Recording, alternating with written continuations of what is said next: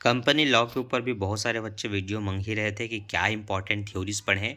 आप बताइए सर। तो चलिए आज आप सभी के डिमांड पर ये वीडियो हम लेकर के आ रहे हैं। हेलो, मेरा नाम है शंकर दास मानीपुरी। मैं हूँ आपका बी कॉम का सर, जो आपको B com first year second year में इम्पॉर्टेंट प्रैक्टिकल और इम्पॉर्टेंट थ्योरी बताते हैं, जिससे आप सब कम से कम पास हो सकें या फिर बहुत अच्छे नंबर से अपने एग्ज़ाम में टॉप कर सकें।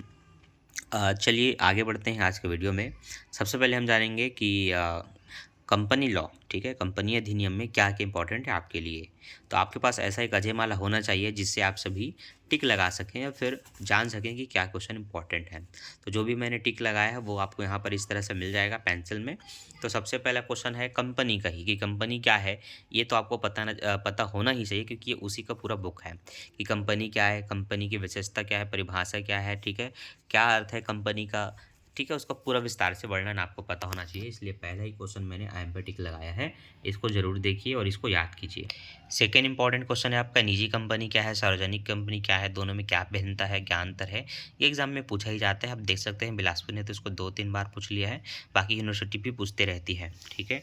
उसके बाद अगला क्वेश्चन इंपॉर्टेंट है कि कंपनी प्रवर्तक कौन होता है, ठीक है, या प्रवर्तक शब्द का अर्थ समझाइए। ये छठवां क्वेश्चन बहुत इंपॉर्टेंट है। इसी प्रकार कंपनी के परिवर्तन से आप क्या समझते हैं, क्या आशय है। मिलता जुलता क्वेश्चन है पर ये आपको पढ़ना है, ये बहुत इंपॉर्टेंट है आपके इकाई 1 से। इसी के साथ साथ अगला क्वेश्चन है कि अंशों द्वारा सीमित दायित्व वाली कंपनी से ये जो आप 8वां नंबर का देख रहे हैं वो, और पार्षद सीमा नियमों का वर्णन कीजिए, ठीक है। पार्षद सीमा नियम सब क्या समझते हैं, ये इतना इंपॉर्टेंट है कि हर साल एग्जाम में आता है। इनफैक्ट जब मैंने भी एग्ज़ाम दिलाया था सेकेंड ईयर का, तो ये ही क्वेश्चन मेरे एग्ज़ाम में आया भी था। तो आपको इसको ज़रूर पढ़ना है, ठीक है। चलिए आगे बढ़ते हैं।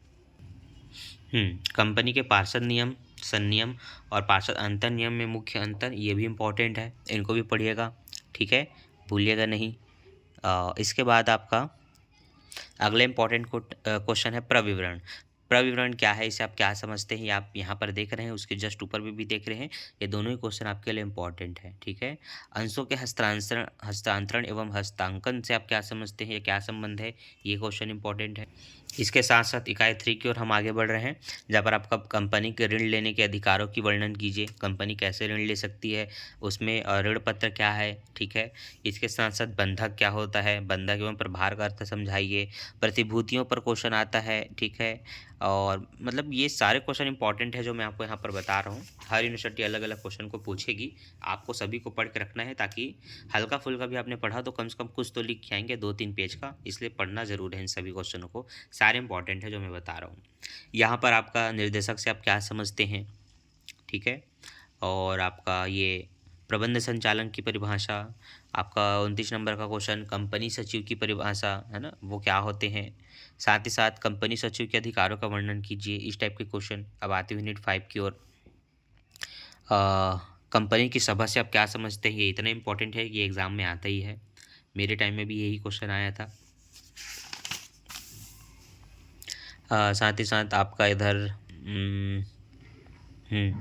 मतदान से आप क्या समझते हैं, डाक द्वारा मतदान, ये एग्ज़ाम में आता है, आपको पढ़ लेना है, ठीक है। बहुत सारी यूनिवर्सिटी है जो इस क्वेश्चन को पूछती है। बिलासपुर ने इसको अभी तक तो टच नहीं किया है, पर बाकी यूनिवर्सिटी इसको ज़रूर पूछती है, इसलिए उनके लिए तो बहुत इंपॉर्टेंट है, ठीक है। ये प्रतिपुरुष क्वेश्चन आता है एग्जाम में, आप यहाँ पर देख सकते हैं, जो कि 43 नंबर का क्वेश्चन है, इंपॉर्टेंट है और आप सभी को पढ़ के जरूर रखना है, ठीक है।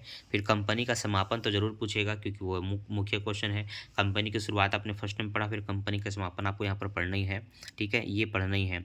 सभा की सूचना से क्या से 12वीं में आता था, हो सके आगे भी पूछ ले, क्योंकि बिलासपुर ने इसी को पूछा है।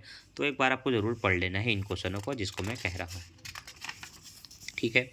लास्ट में है ये जो ट्रिब्यूनल अधिकार, ये जो क्वेश्चन है लगभग 47 नंबर का, और लास्ट 48 कंपनी का ऐच्छिक समापन, ये दोनों ही इंपॉर्टेंट है, जिसमें से लास्ट वाला ज़्यादा इंपॉर्टेंट है, ऐच्छिक समापन क्या होता है। तो ये रहे पूरे इंपॉर्टेंट क्वेश्चन यूनिट 1 से लेकर यूनिट 5 तक के कंपनी लॉ के। आई होप आपको सारे क्वेश्चन समझ में आ गए होंगे कैसे पढ़ना है। अब जल्द से जल्द इसकी पढ़ाई स्टार्ट कीजिए। जैसे आपको कोई 2-4 क्वेश्चन याद हो जाते हैं, उन 2-4 क्वेश्चनों को लिख करके देखिए कि आप कितने मिनट में लिख पा रहे हैं, ठीक है। इस तरह से प्रैक्टिस कीजिए ताकि एक भी क्वेश्चन आपसे ना छूटे। पहले अच्छे से पढ़िए, फिर उनको लिख करके देखिए।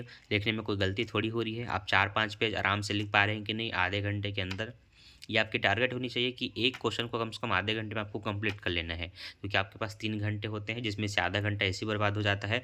मतलब आपको 2.5 घंटे में बनाने हैं, तो 30 मिनट में अगर आपने एक क्वेश्चन बनाया तब आप 5 क्वेश्चन को बना सकते हैं। हालांकि हर 5 क्वेश्चन बच्चों से नहीं बनता, कम से कम कोई 3 क्वेश्चन ही बनते हैं बच्चों से। तो एटलीस्ट प्रैक्टिस होगी तो आप आधे आधे घंटे या 40 मिनट में भी लिख सकते हैं। अन्यथा 1 घंटा एक क्वेश्चन में चला गया तो फिर समझ लीजिए आप 3 ही क्वेश्चन बना पाएंगे।